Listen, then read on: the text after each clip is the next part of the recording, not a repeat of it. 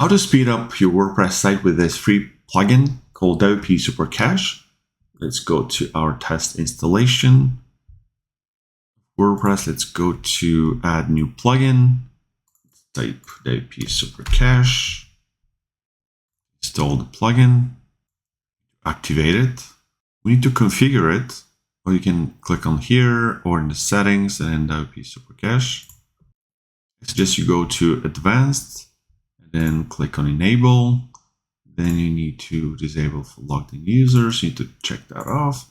Compress pages, that's recommended. Let's do browser caching. Extra home page checks, that's good. I think that's good enough.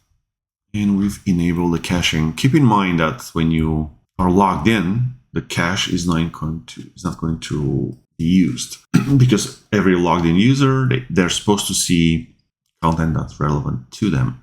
And we need to visit this page, not logged in user.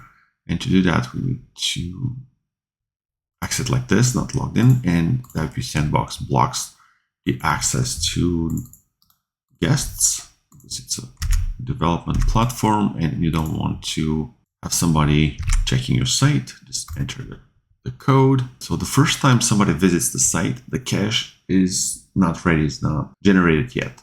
But when I refresh the page and then go to view source and scroll down, dynamic page generated, and then super cache and date and compression, which is nice. That means the plugin is working and you can click on different sections of the site and it's going to load very quickly. Thanks for watching and follow for more.